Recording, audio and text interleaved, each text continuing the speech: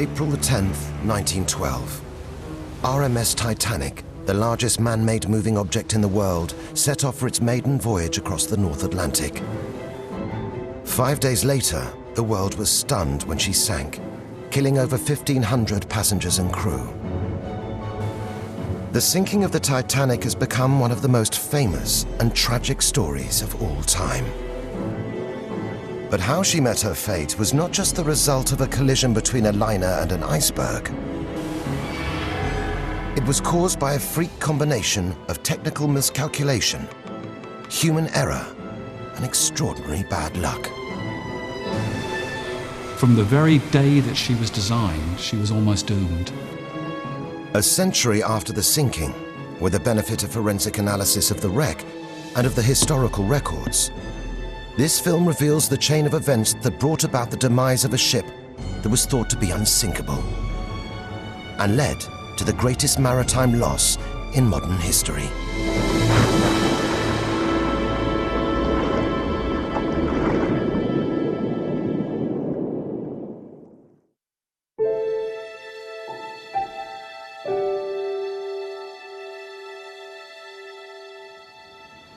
Icebergs are one of the most beautiful things you find in nature, and yet every one of them is dangerous to the mariner. It's early in the season, but we think we are looking at a very active year with over 300 icebergs across 48 degrees north so far, probably similar to what it was in 1912. Roger that, thank you. You are clear to open air pleasure doors. Clear to open. Okay. Air deflector doors are open.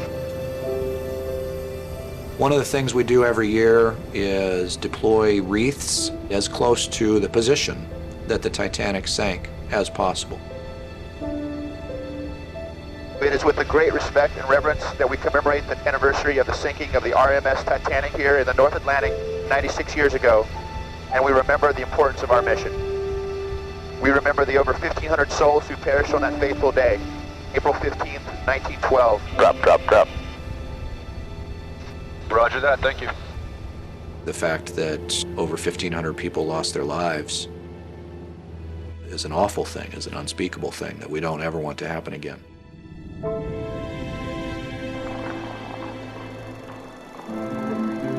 News about the number of lives lost broke on April the 16th, 1912, one day after the disaster.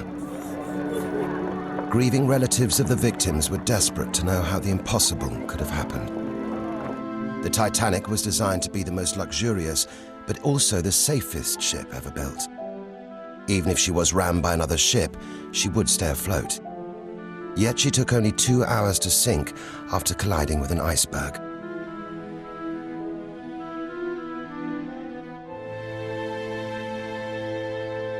Two weeks later, a public inquiry was set up to find out if the disaster could have been avoided and if anyone was responsible for the loss of 1,523 lives.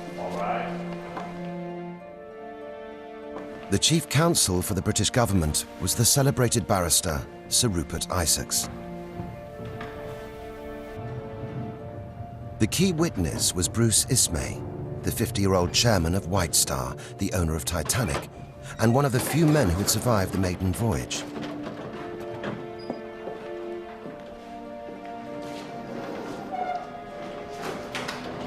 Also called were wireless operator Harold Bride and second officer Charles Lightholler, the most senior officer to survive. As most of the crew had died in the disaster, these three men's testimony would be vital in deciding whether the ship's crew or the ship's owners had been negligent. Call Mr. Ismay.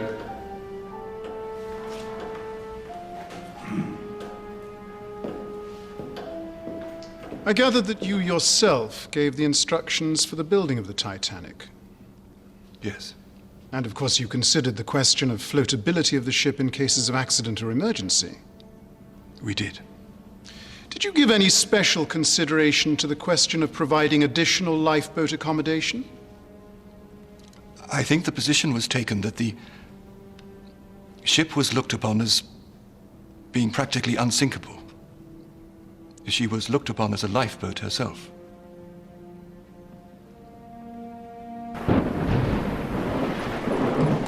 2 years before the scheduled launch date, Ismay had met with his chief designer, Alexander Carlyle.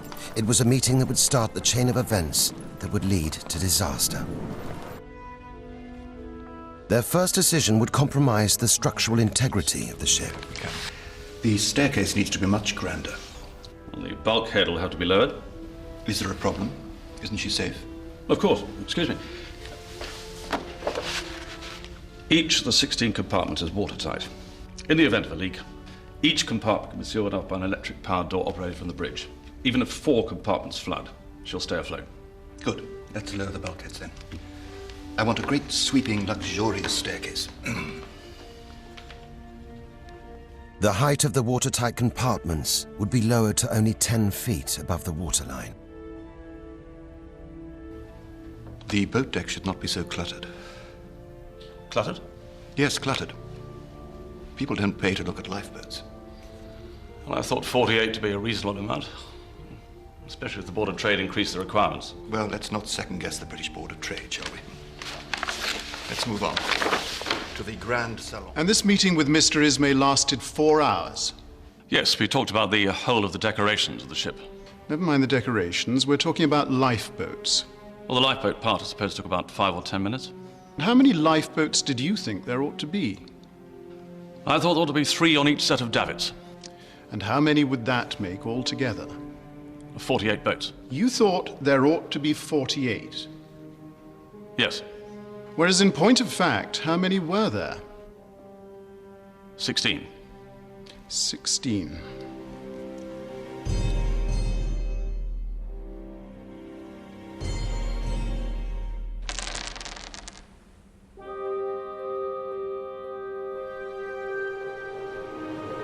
While Carlyle was changing his designs for the Titanic, 2,000 miles away on the West Greenland coast, a glacier made of 10,000-year-old snow reached the ocean. A mass of ice then broke free from the glacier, giving birth to an iceberg.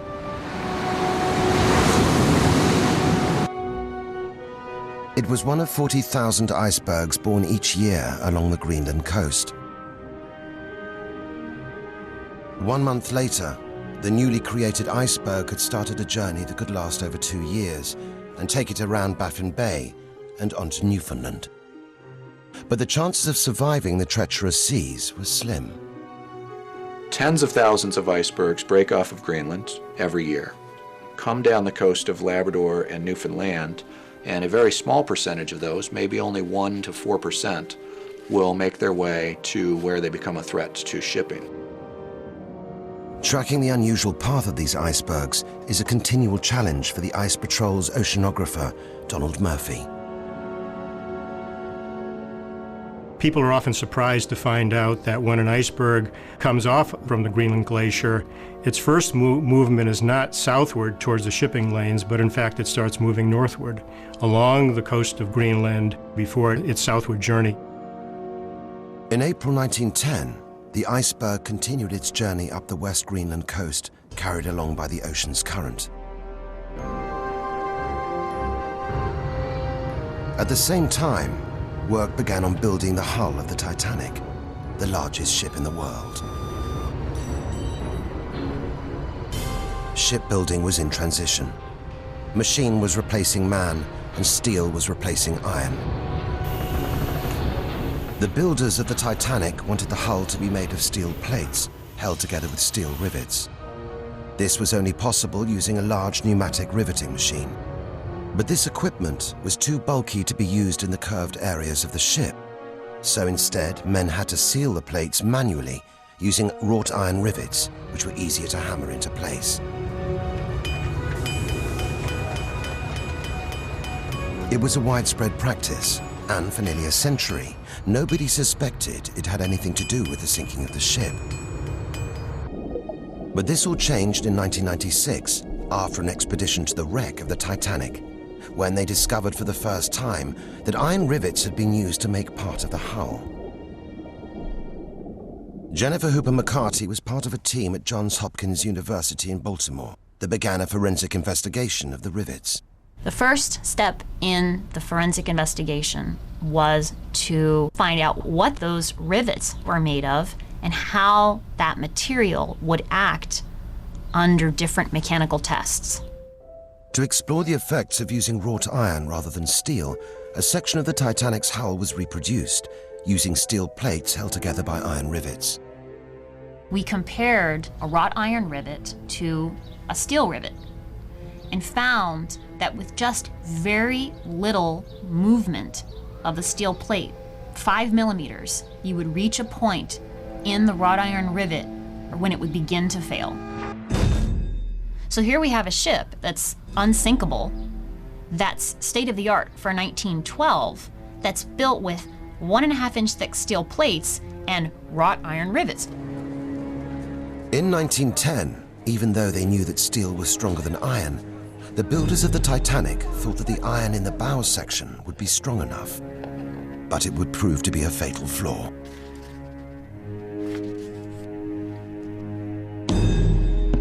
From the very day that she was designed, she was almost doomed. So this is the, if you like, you could put it as bluntly as this is almost the Achilles heel of the Titanic. By May 1911, work on the hull was completed. After checking that every steel plate and every seam was watertight, it was launched into the wet dock. Nobody was aware of the weakness hidden away in the bow of the ship, or the presence of an iceberg 2,000 miles away. By the summer of 1911, the iceberg was 18 months old and drifting around Baffin Bay, an area where most icebergs come to the end of their journey. Only a tiny fraction would make it out into the Atlantic Ocean. All along the path of the movement of an iceberg, there are numerous bays and shallow water areas where icebergs can be trapped. Most of it is destroyed before it ever reaches as far south as the island of Newfoundland. Over the next 6 months, the Titanic was in its final stages of being fitted out.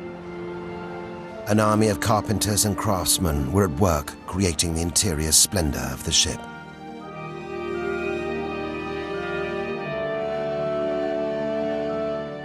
The captain chosen for the maiden voyage was Edward John Smith, the most experienced captain in the White Star Line. It was to be his last voyage before retiring. Smith was a very well-liked commander. He was nicknamed the Millionaire's Captain. People like Vanderbilt or Guggenheim or even J.P. Morgan would actually change their sailings and their travel arrangements so that they could sail in a ship commanded by Captain Smith. In March 1912, the Titanic's sister ship, the Olympic, returned for emergency repairs, and so work on the final stages of the Titanic came to a standstill. The maiden voyage had to be pushed back a month. Instead of March, it would now be sailing in mid-April, the month where most icebergs appear in the shipping lanes in the North Atlantic. Despite only having a 1 in 100 chance of survival, the iceberg had made it as far south as the east coast of Newfoundland. It still had a mass of over 500,000 tons and was drifting a further 8 miles a day southward towards the shipping lanes.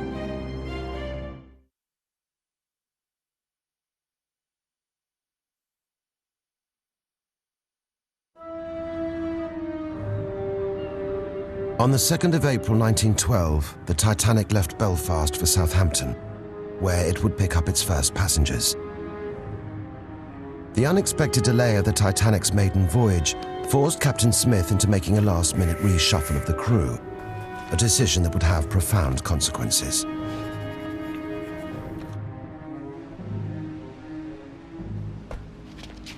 Good afternoon, gentlemen. As you all know, the Olympic is currently laid up. It has therefore been decided that the Olympic's chief officer, Mr. Wilde, will be joining us as chief officer. So, Mr. Murdoch, you will now be first officer, and Mr. Lightoller, you will be second officer. Mr. Blair, I would like to have a word with you in private.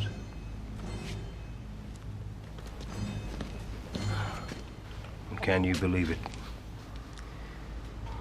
The arrival of officers from the Olympic meant that Murdoch and Lightoller were both demoted, and Blair was asked to leave the ship. In his haste to disembark, Blair accidentally took with him the key to his locker, which contained the binoculars for the lookouts in the crow's nest. The captain's decision to reshuffle the crew had led to the first critical incident on board the ship. The day before its maiden voyage to New York, the Titanic was given its final check by a British Board of Trade inspector. 16 standard lifeboats, passenger capacity 65, 70 if push comes to shove. The size of ocean liners had quadrupled in the last 15 years, but the Board of Trade's lifeboat regulations had remained the same. The Board of Trade wrote the regulations on life-saving, and they did not keep those regulations up to date in light of ships like Titanic. The Titanic was approved. 16 lifeboats was deemed satisfactory for over 2,000 people.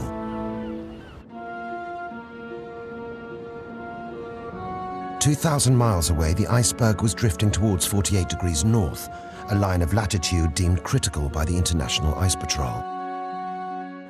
Most of the threat in terms of where the icebergs are begins at about 48 degrees north. That's this magenta line going across the Grand Banks.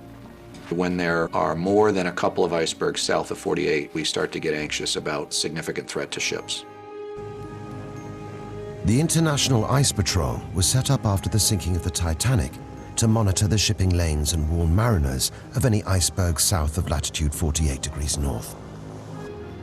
In 2006, we had 0 icebergs cross 48 degrees north. In 2007, we had 324. In 2008, in just the last 3 weeks, we've had more than 300. The same anomaly occurred in April 1912. Around 300 icebergs, the greatest number for 50 years, headed south into the shipping lanes.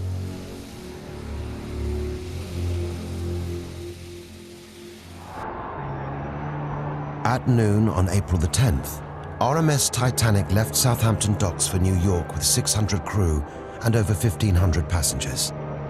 The last living survivor is Milvina Dean, then a 10-week-old baby traveling with her parents. Like many of the families boarding the ship at Southampton, Milvina's parents were looking forward to a new and prosperous life. My father was going to open a tobacconist shop in Kansas. I imagine he spent all his money on that and then couldn't afford to do anything else but go third class because it was such a luxury ship. All the millionaires and multimillionaires were on it. And also, the most important thing was they said it was unsinkable.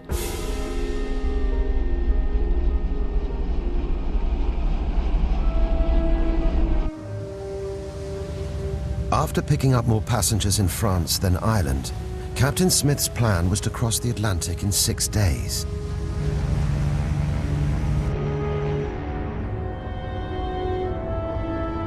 He would need to cross the 3,000-mile ocean at just over 19 knots, the equivalent of 22 miles per hour.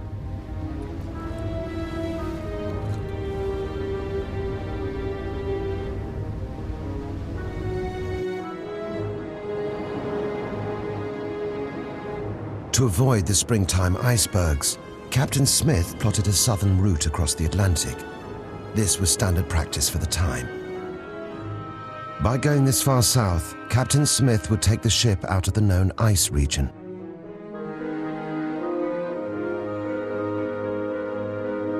The vast white iceberg had continued to drift even further southward towards an area known as the Grand Banks. Despite being eroded by the sea, it was over 10 times the size of the Titanic. Approximately 1/8 of the mass of an iceberg is above the sea surface. The classic term, of course, is just the tip of the iceberg. Most of the mass is below the ocean surface and unseen. What's above the surface is a relatively small portion of the ice.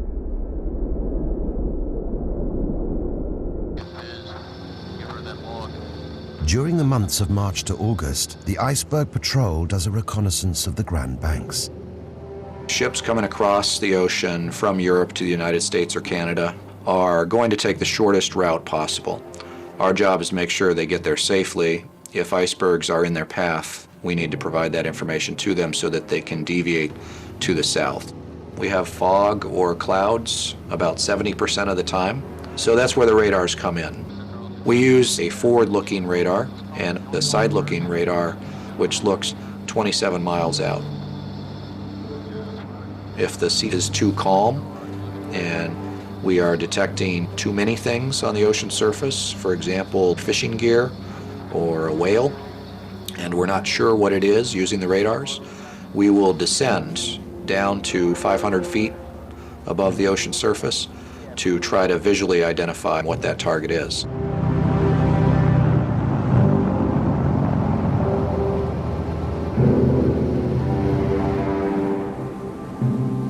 But back in 1912, ships had to rely on ice warnings from nearby ships and from their lookouts in the crow's nest. Because Blair had left with the key to the binoculars locker, lookouts Fleet and Lee had to rely on their own eyesight. Having been demoted from first officer to second officer, Charles Lightholler was now responsible for the crow's nest. Is it not very desirable to have glasses provided for the lookout men?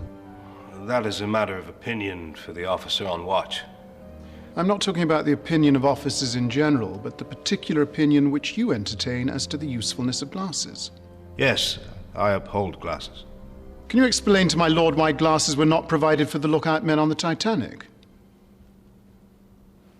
No, I cannot offer any explanation. If it had been a matter in your discretion, would you have provided them then? Had they been on the ship, I might have done. Had you glasses on the bridge? We had. How many pairs? A pair for each senior officer and a pair for the bridge. So that there would be from time to time during the whole course of the voyage a pair of glasses available.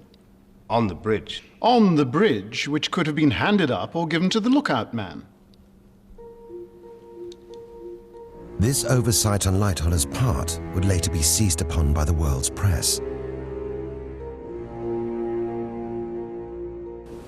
9 a.m. Sunday the 14th of April. The Titanic was already over halfway across the Atlantic. Her 200-foot-tall mast supported aerials that allowed her state-of-the-art wireless system to communicate with other ships up to 400 miles away. Senior wireless operator Jack Phillips was starting to receive ice warnings from other ships that were further to the west of them. The first ice warning of the day was from the liner Caronia. It gave the location of an area of ice and icebergs that was 1 day away from the Titanic. Jack Phillips worked a shift system with his assistant Harold Bride. You were appointed by the Marconi Company to serve as assistant wireless operator on the Titanic. Yes. Was Mr. Phillips the senior operator? Yes. Bride and Phillips were not employed by the Titanic, but by Marconi. It was a long breakfast. Although they maintained communication with other ships, sending passenger messages was how they earned their money. Dear Jenny, Roger has proposed. Said yes, and frightfully worried, I said yes to Arthur before leaving. Love, Sis. First of many, no doubt. Need anything before I turn him? Yeah, you can take this to Captain Smith. Supposing a message comes to the Marconi room for the captain, what do you do? I will take it along to the captain. I suppose this would be a piece of paper. Yes, it's a piece of paper. It'd be enclosed in an envelope.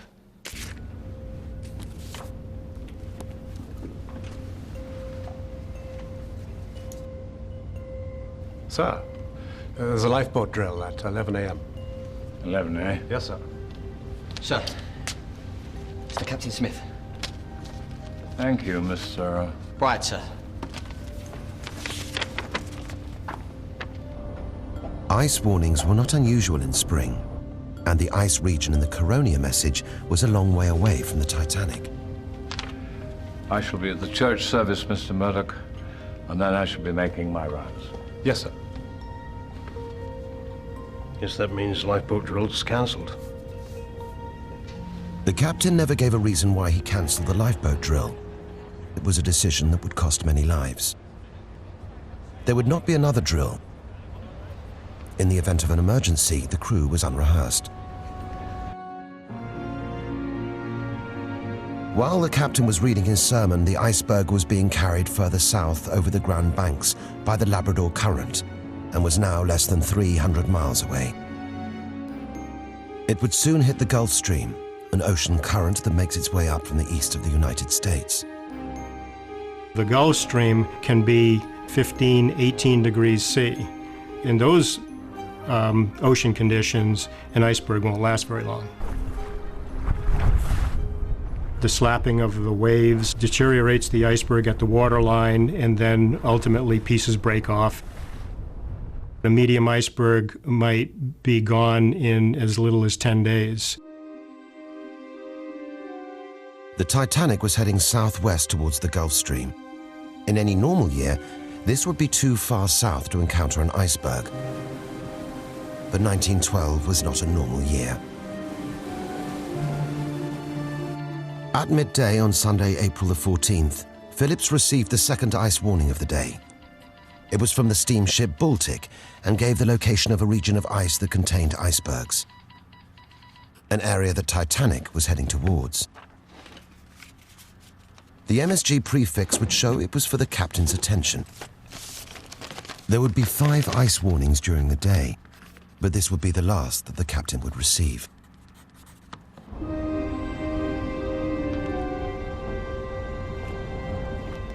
At 2 o'clock in the afternoon, the captain handed the message to Ismay.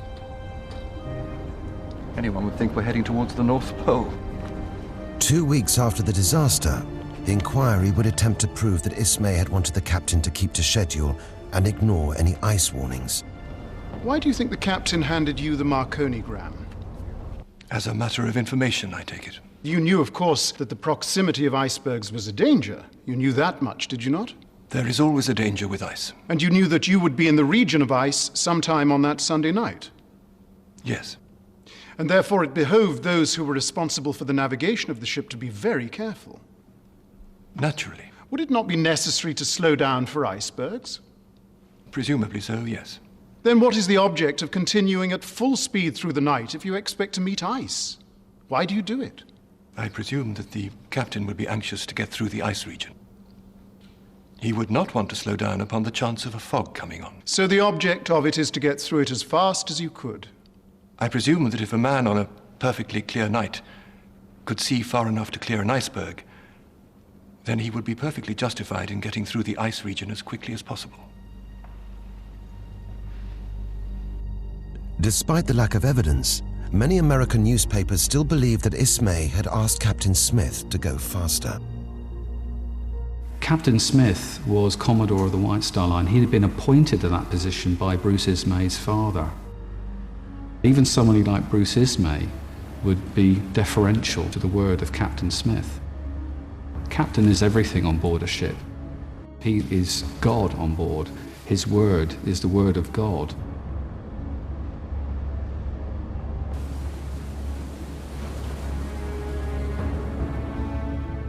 The Titanic was heading in a direction away from the iceberg, but it was about to change course.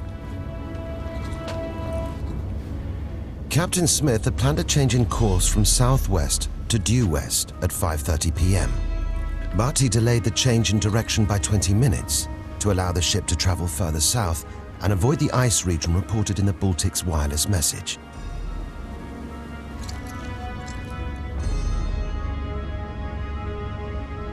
South 86 West, Mr. Hitchens.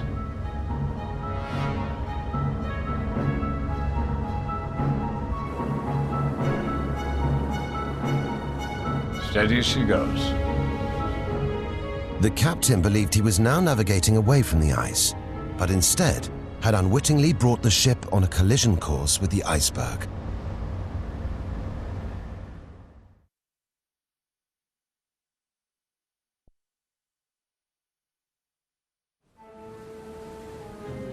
6 p.m. Sunday, April the 14th, 1912. The Titanic had just changed course and was now heading in a westerly direction across the Atlantic. The captain believed he was heading to a safe area of the Gulf Stream where there were no icebergs. But in 1912, a phenomenon took place that allowed icebergs to travel further south than was thought possible. The cold Labrador Current had pushed itself into the Gulf Stream, forming a cold protective layer around the iceberg. The Labrador Current goes where the Gulf Stream permits it to go. Depending upon the exact location of the Gulf Stream, the cold water can move quite far to the south of the tail of the bank.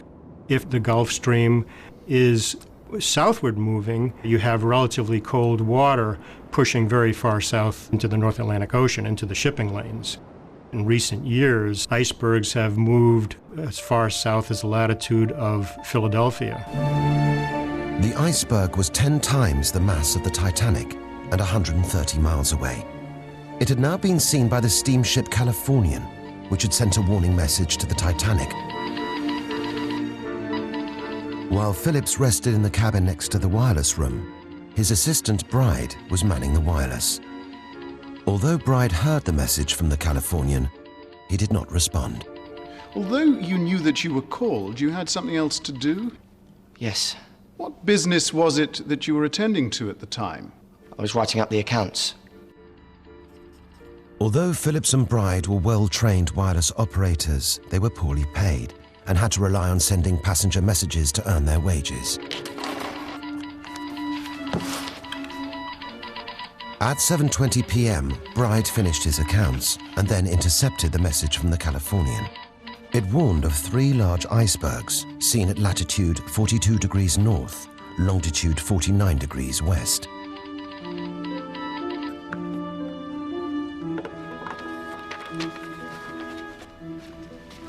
It's for the captain. I'm going to the bridge. But Captain Smith had already left the bridge and was now dining with passengers. Had Bride taken down the message earlier, the captain would have received it and could have taken evasive action. And you simply delivered it to an officer on the bridge? It's for the captain. Yes. Which officer? I can't remember. None of the surviving officers recall ever seeing this vital message. To this day, nobody knows if the message was delivered. At 7:30, the Titanic steamed ahead at 24 miles per hour. It would reach the iceberg in just over 4 hours. Even the sea conditions would play a hand in the ship's fate.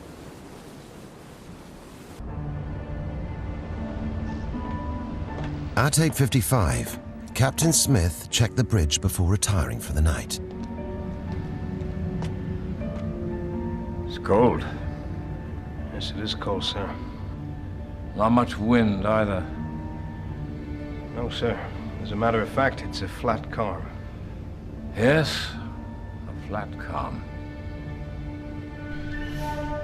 You both realized at the time that since it was a flat calm, it would be more difficult to see the ice.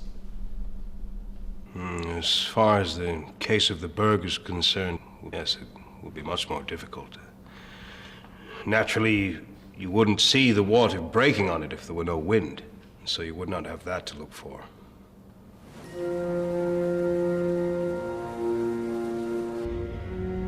There should be a certain amount of reflected light from the iceberg, sir.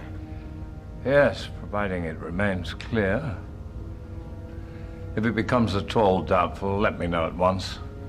Yes, sir. Good night, sir. Good night, Mr. Lightwater. Then you had both made up your minds at this time that you were about to encounter icebergs? No, not necessarily. We knew we were in the vicinity of ice. And although you cross the Atlantic for years and have ice reported and never see it, at other times it's not reported and you do see it. Had there been any discussion between you at all as to speed? None. You were going full speed ahead at this time? Yes. About 21.5 knots, you think? Yes. And you were not taking any measures to reduce the speed? None, my lord. So you were relying for safety entirely on the lookout man? Yes.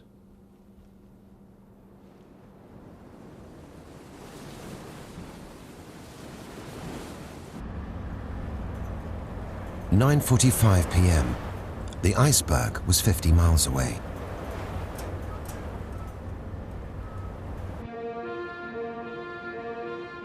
There hadn't been any waves to erode it, and because it was surrounded by cold water, very little had melted away.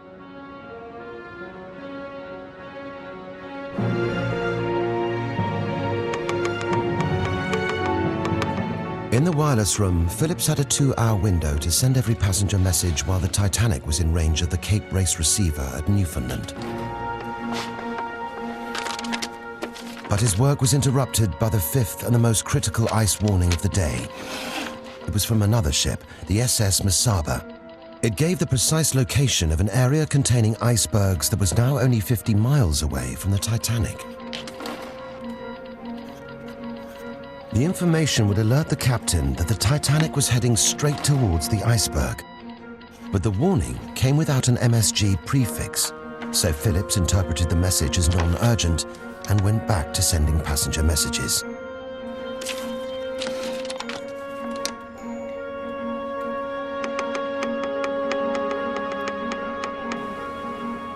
The unseen message from the Mesaba was one more link in the chain of unfortunate events.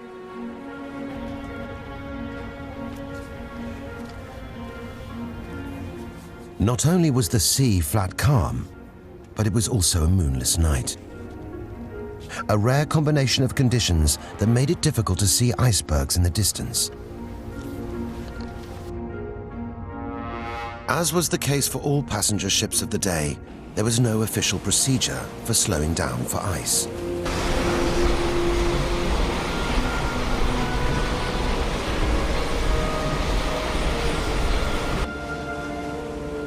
Traveling at almost full speed, the Titanic would reach the iceberg in 2 hours. But unaware of its existence, the officer's main concern was small, low-lying icebergs called growlers. All icebergs are dangerous, but actually a small iceberg or a growler, which might only be the size of a small car, can be very dangerous. Granted, the risk of a ship colliding with it is probably lower, but the possibility that a ship would not see it is higher.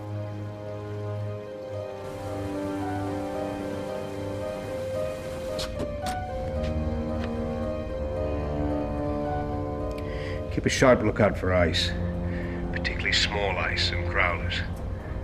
And pass that word on till daylight. Sir. What is a growler? Well, a growler really is the worst form of ice. It's a larger berg that is melted down, or should I say, a solid body of ice that is lower in the water and much more difficult to see than field ice or icebergs. And what was the ship's speed? 21 knots. 21 knots is about 700 yards a minute. Is your view that you could see a growler at a safe distance at night time going at that pace? I judge that I could see a growler at 1.5 miles. Or more, probably 2 miles.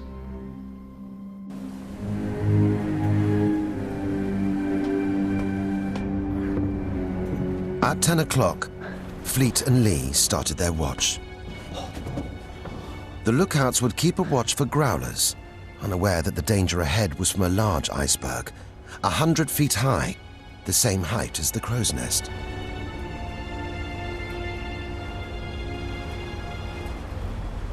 In view of this accident, if you were placed in similar circumstances, would you still bang on at 21.5 knots? Well, that looks like carelessness, you know.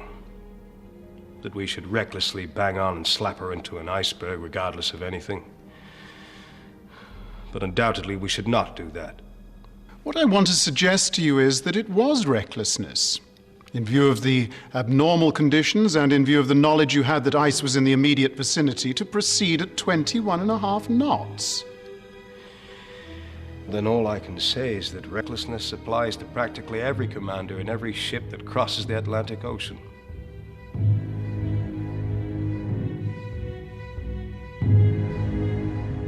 Also at 10 o'clock, Murdoch arrived to take over the watch from Lightoller. The sea's like glass. I've never seen anything like it.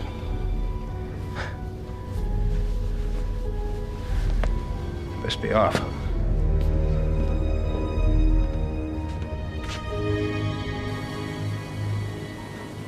At 11 o'clock, the Iceberg was just 15 miles away.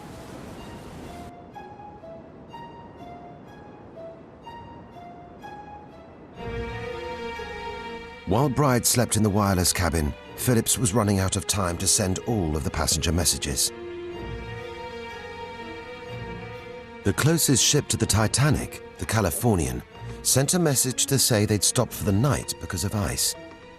But their wireless operator had not waited for Phillips to stop sending his messages and had overridden it with a powerful signal. Ah! Bloody idiot.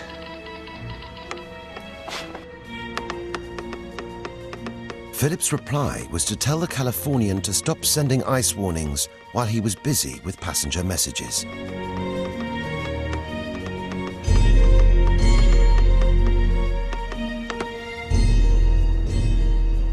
Who is it? California keeps sending weather reports. I'm still plowing through this lot. You want me to take over? Now go back to sleep. You can take over at 12. I'm not working past midnight. I'm knackered. The Californian's response was to turn off its wireless equipment for the night. The Titanic had now lost radio contact with the only ship that was less than 2 hours away.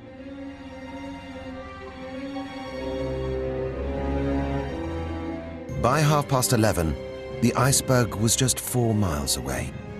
Traveling at 24 miles per hour, the Titanic would collide with it in 10 minutes. Anything? No, sir. Without binoculars, the freezing air was making it hard for Fleet to keep his eyes open. 2 weeks later, the public inquiry would try and establish who was to blame for the lack of binoculars in the crow's nest. If there had been glasses in the crow's nest, would you have used them? Yes. Constantly? Yes. After all, you are the man who discovered the iceberg. Yes. If it was necessary to have glasses, do you not think you should have gone to the bridge, or telephoned to the bridge and said, I'm told to keep a sharp lookout and I have not got any glasses? They would know that. But you did not call their attention to it. No. I did not. Do you think that if you had had glasses, you could have seen the iceberg sooner? Certainly. How much sooner do you think you could have seen it? In time for the ship to get out of the way. So that it is your view that if you had had glasses, it would have made all the difference between safety and disaster. Yes.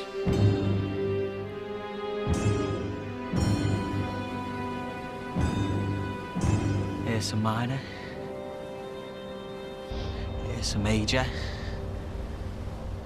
Orion.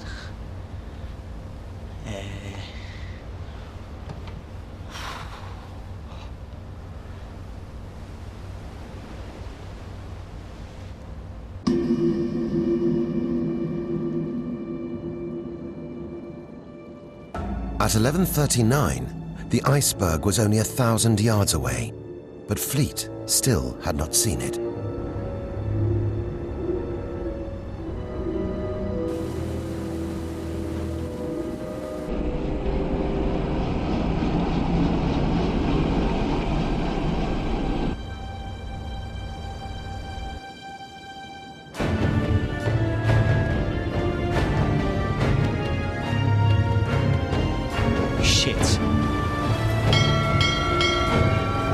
Murdoch there. But anyone? Iceberg, right ahead.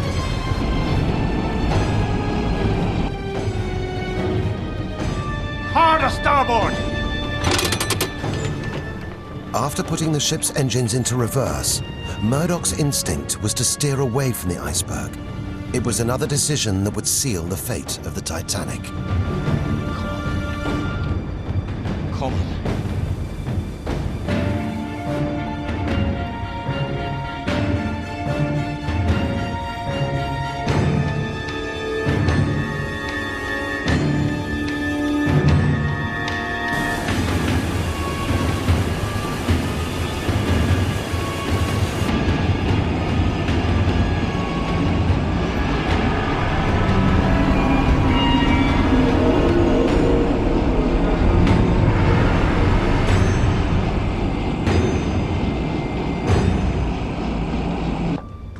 did we hit? An iceberg, sir. I've closed the watertight doors. You rung the warning bell? Yes, sir. I've sent Vauxhall to look for any damage. As a precautionary measure, the engines were stopped. The ship was so vast that it would take 20 minutes to assess the damage.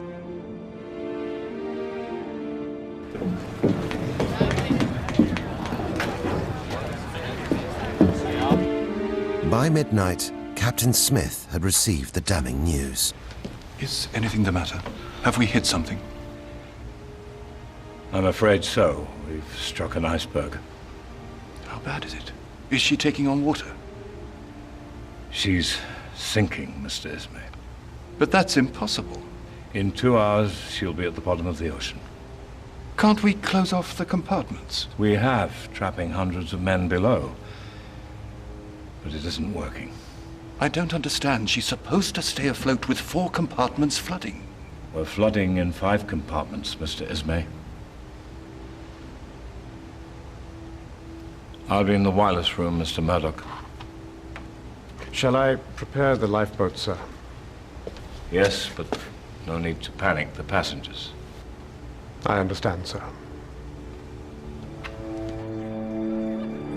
The Titanic would sink in 2 hours.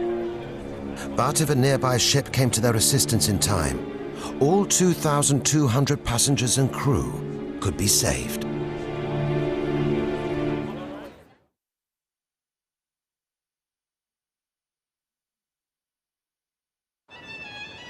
Midnight, 20 minutes after the collision with an iceberg.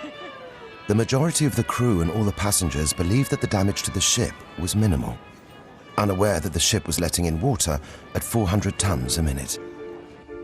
The sheer volume of water was so much weight was drawing the bow of the vessel down. And as each compartment went below the water flowed over into the next compartment. The flooding, the mathematical principles of the vessel as each compartment flooding and foundering was set. If Ismay had not decided to lower the bulkheads, then the ship would have flooded more slowly. And if the ship had hit the iceberg head-on, then she wouldn't have sunk at all. I think if William Murdoch had ploughed directly into the iceberg, Titanic would have survived. The main impact would have been taken by her collision bulkhead, the steel wall, right up to the weather deck, the highest deck within the vessel. The last time that a ship struck an iceberg was in 1879, when the SS Arizona ploughed into one head-on. The bow was badly crushed, but she stayed afloat. For the next 100 years, research groups would try to understand why the Titanic took only 2 hours to sink. Jennifer Hooper McCarty went back to the transcripts of the inquiry to understand why a glancing blow was so lethal. We have very little knowledge of what that impact was like. What we do know is only based on the survivor testimony from 1912. Was the vessel still turning to port when she struck the berg, can you tell us? She went to port, all right, and the iceberg hit her on the starboard bow. Could you give us some idea of what it looked like when it came? It was a great big mass. But you thought it was not anything very serious. It was such a slight noise. You thought it was nearly serious, but not quite. Yes.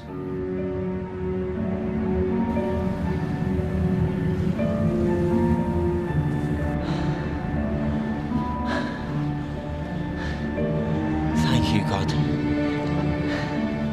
Fleet believed the ship had merely scraped against the iceberg.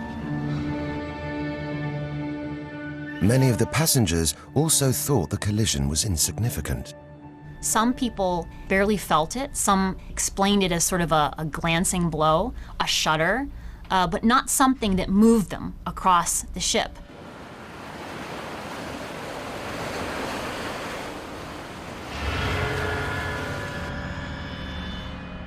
The collision was so gentle that many of the passengers and crew slept through it.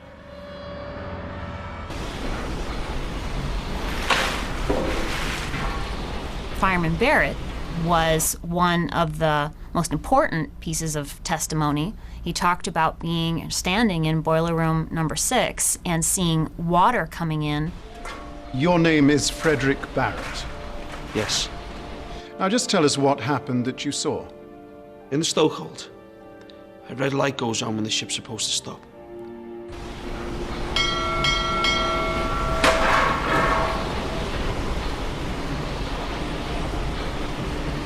Well, this red light came on. And I'm the man in charge of the watch. I called out, shut all dampers. What was the next thing that happened? Well, the crash happened before we had them all shut. They were shutting them when the crash came? Yes. Where was this crash? What was it you felt or heard or saw? Water came pouring in about 2 feet above the stokehold plate. Can you point to where that is on the ship?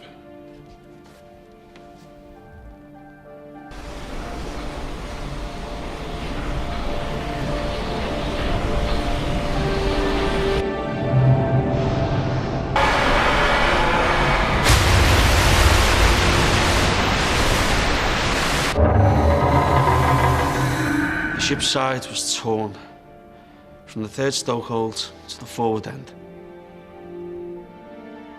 Barrett was one of the few firemen that managed to escape before the bulkhead doors closed. His testimony implied to Hooper McCarty that the damage was not a failure of the main steel plates, but where they were joined by the rivets. Fireman Barrett's testimony suggests that the damage wasn't due to fracture mid-plate or within the hull plates. Instead, it suggests that there may be something wrong with the seams. Maybe the question was really in the rivets, the quality of the rivets.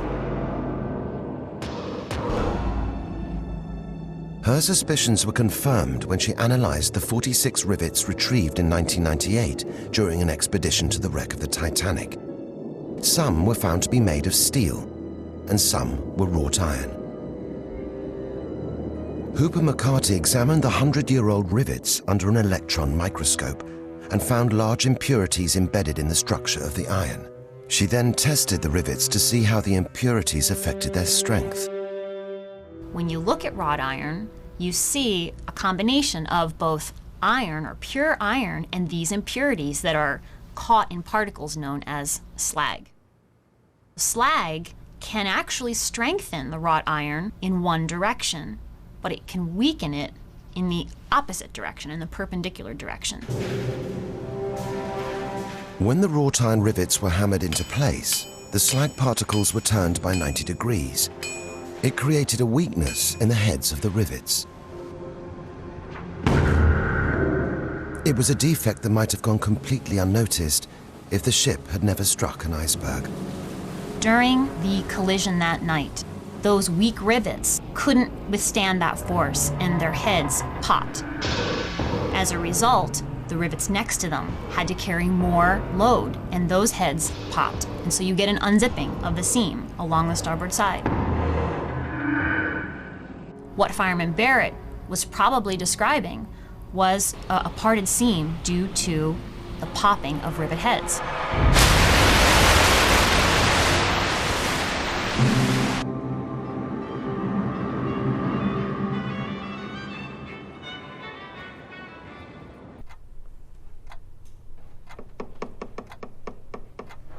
At midnight, Bride was due to take over from Phillips. It was now 40 minutes after the collision, but they still had no idea how serious the situation was. I finished the lot. Took me exactly 3 hours. Yeah, well done. Have the engines stopped? Yeah. Apparently we've struck an iceberg. Looks like we'll be heading back to Belfast. Great. That means another shed load of messages. Sorry, dearest, I shan't be coming to New York after all. How much do you make? A lot. Mr. Marconi will be pleased. Captain Smith is fast running out of options as to what to do. But he has the miracle of wireless, this new technology on board. There's more here. Do you want me to read them? Go ahead. Will be in New York in 2 days. Send the regulation call for assistance now. What call should I send, sir? The regulation call for assistance, CQD. Come on, man, wake up. I need our position. 41, 46 north, 50, 14 west. Just get a bloody move on. Sir. It may take a few minutes. Why not send SOS? It's the new call. It's worth a try. Let me know as soon as the call comes through. Yes, sir. Who's a clever boy, then? Phillips could reach every ship within the wireless range of 400 miles. The nearest, the Californian, was only 20 miles away and near enough to save everybody. But after receiving the rude message from Phillips, their wireless would remain switched off until morning.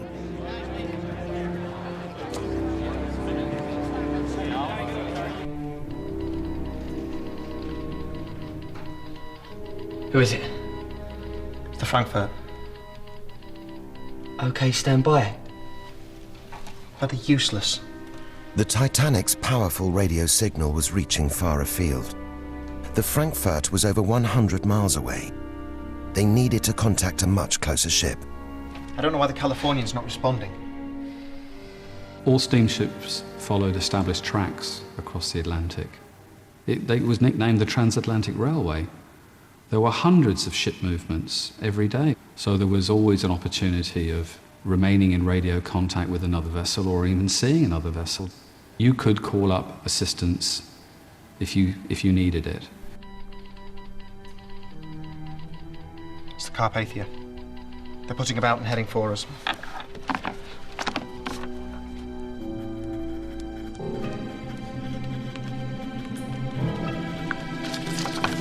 Take this to the captain.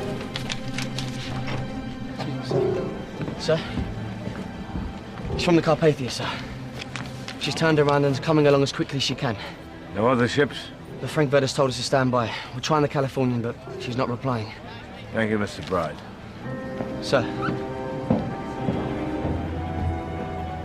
Anything? The Olympic might be on its way. Captain Smith did not want any lifeboats to be launched until a rescue ship was close by. Even with only 16 lifeboats, everyone could be saved if the Carpathia reached the Titanic within 2 hours. She's 58 miles away, sir. The Carpathia's top speed is no more than 15 knots. She's 4 hours away, sir. But we can only stay afloat for another 2 hours. Perhaps you'd better return to the boat deck, Mr. Murdoch. Captain.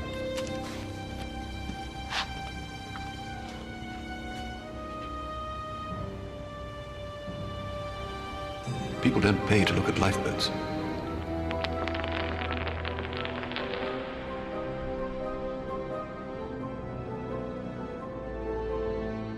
The Titanic would sink in less than 2 hours.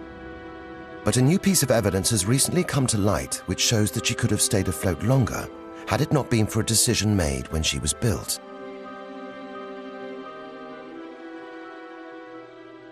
For some unknown reason, the builders of the Titanic did not order the purest grade of wrought iron, called Best or number 4, but a lower grade of iron called Best, or number 3. This lower grade of iron would have had more slag impurities, and so the heads of the rivets would have been even weaker. It was a small decision, but one that would have terrible consequences. The critical issue is that with bad or poor quality wrought iron, you end up with a weakness at the head of the rivet. If you have good wrought iron, you don't have that same weakness. It will break, the rivet will fail, but it's going to last a little longer. And 1,500 people, their lives would have been saved. And then a boat could have gotten there and rescued people before the ship was doomed. Captain Smith knows exactly how many are on board. He knows exactly how many spaces he has in the lifeboats, and he knows exactly how long Titanic has to live. A very great many of the passengers on board are going to die. It's that point that Captain Smith suffered some sort of mental breakdown, because at that point, the command structure falls apart on board. We better start getting the passengers into the lifeboats, sir. Sir! Yes. Women and children first. Yes, let's do that. Sir. Lightoller would later misinterpret the captain's command with fatal consequences.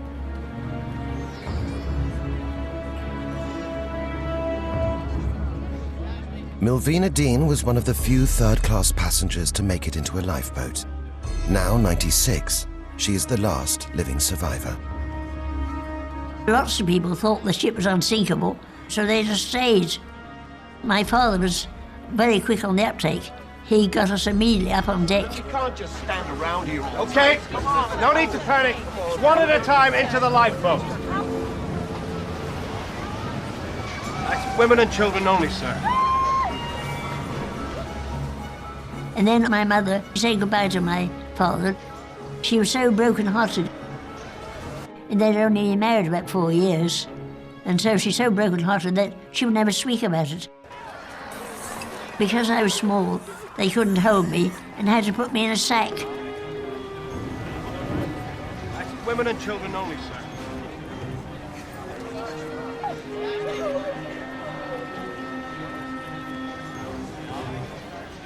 Lightoller interprets Captain Smith's orders as women and children only. Halt away! And that allowed unnecessary deaths, caused unnecessary deaths. Captain Smith did not make sure that those lifeboats were properly filled, and he should have done.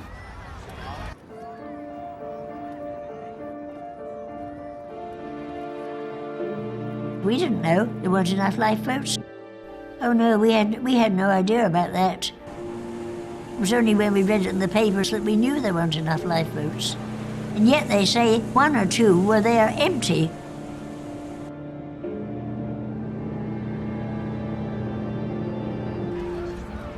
Ismay was on the starboard boat deck helping women and children get into one of the last lifeboats. Did you see how many passengers were put into this lifeboat? No, I did not see at the time. Did she appear to be full? She was very full. Fairly full. After all the women and children were in, Halt away! and after all the people that were on the deck had got in, I got in as she was being lowered away. There was no order to you to get in? No. None. Controversially, Ismay was one of the few men that took a place in a lifeboat. At 1:50 a.m., the last lifeboat left. There was still 1,700 people on board.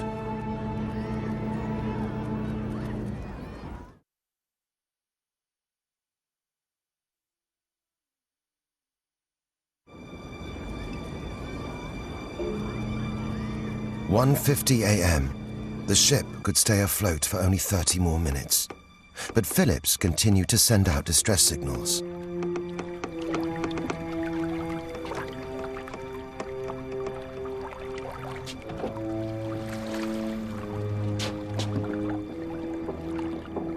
When you've done your full duty, you can do nothing more.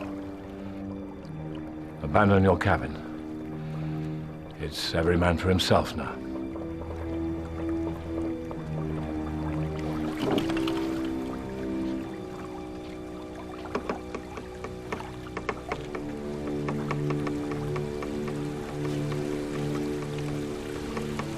The captain said we are to leave. Just a moment. While there was still electricity on board, Phillips tried to stay in communication with the Carpathia, updating her of the Titanic situation.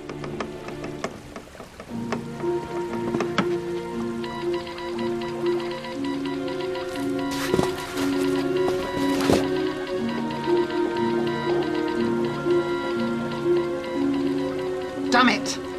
What is it? The Frankfurt's interfering with the Carpathia signal. Although there were enough life jackets to go around, the chaos on the ship meant that many were left without. Bride would later tell of a stoker from the boiler room who was forced to take desperate measures. Hey, what the hell are you doing? Jack, it's got your light. Jack, please.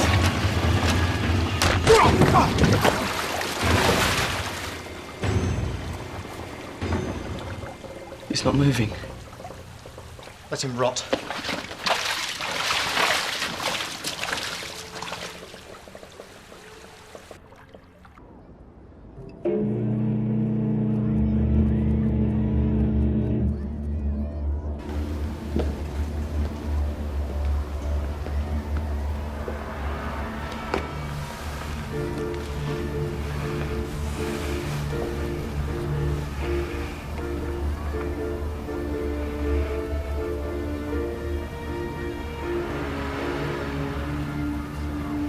Captain Smith was last seen in the bridge. He would go down with the ship.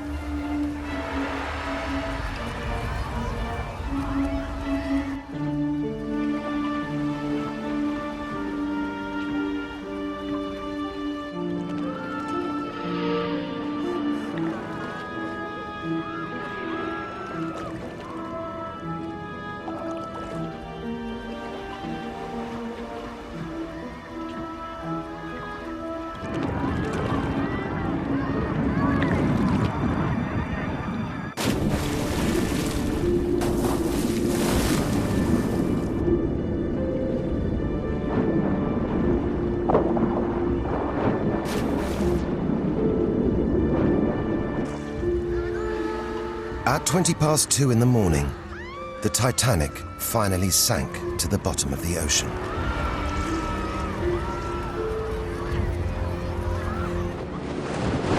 Bride was one of the 1,500 people who were plunged into the icy sea. How did you come off from the boat deck? I was swept off with a collapsible boat. And was the water rising all the time? Yes. And then the water was flush with the boat deck? Yes. And swept this boat off into the sea, and you with it? Yes. The last I saw of Phillips, he was standing on the deck house. So then you found yourself in the water. What happened next? I swam away from the Titanic.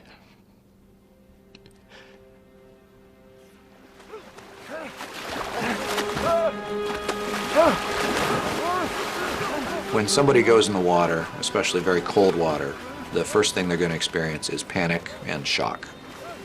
As soon as you're subjected to water temperatures that are freezing or near freezing, as they undoubtedly were that night, disorientation and exhaustion and unconsciousness are likely within the first 15 minutes, and survival is only likely for 15 to 45 minutes. Your core temperature starts to go down. It's just a matter of time before hypothermia sets in. Whether you die because of the cold or you drown, it's an awful way to die. The best thing that somebody can do is to get out of the water if you can. Both Bride and Lightoller managed to stay out of the water by clinging onto an upturned lifeboat. They would eventually be picked up by another lifeboat.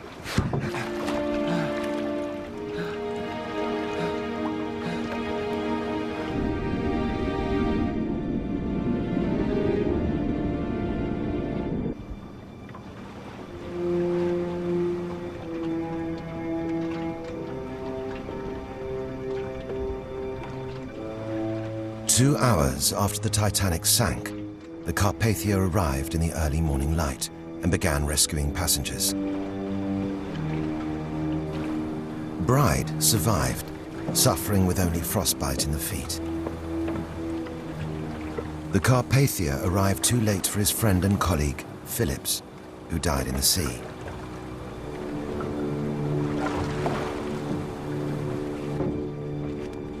Of the 1,523 that died that night, only 328 bodies were recovered.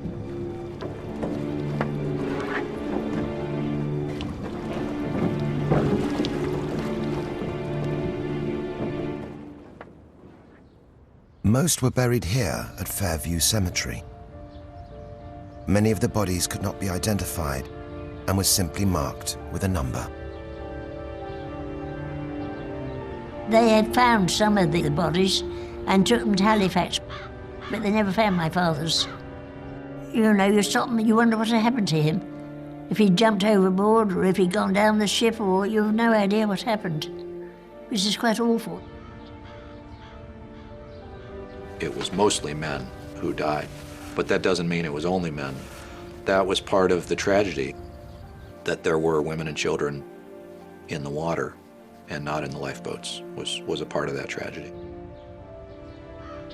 There were quite a few children and women who did not make it into the lifeboats.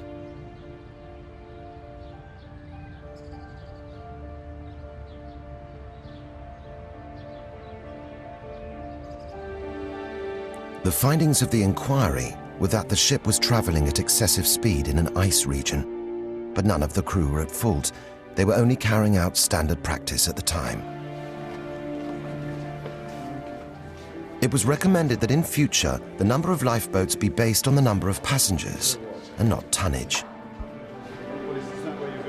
But the inquiry made no mention of the British Board of Trade's out-of-date safety regulations.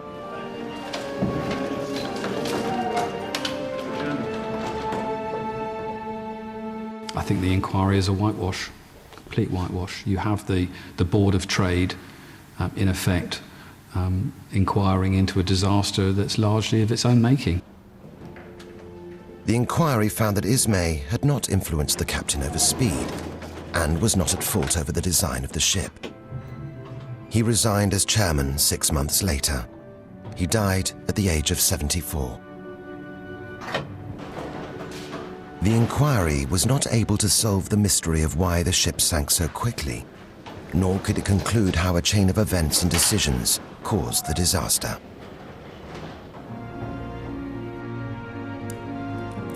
The 16 lifeboats, the British Board of Trade's outdated regulations, the height of the bulkheads, the key to the binoculars locker,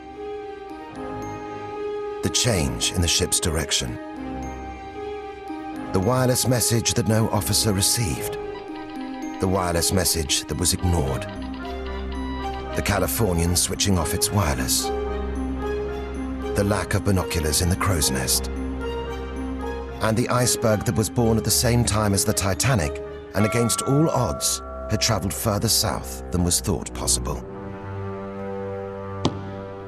But it would take nearly 100 years to reveal the fatal flaw located in the hull of the Titanic, which caused her to sink so quickly, just 2 hours away from rescue.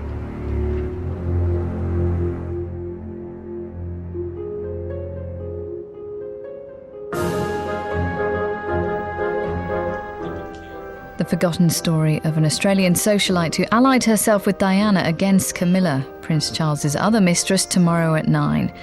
But next tonight, horror for a small town high school where all the virgins are being bumped off. Cherry Falls.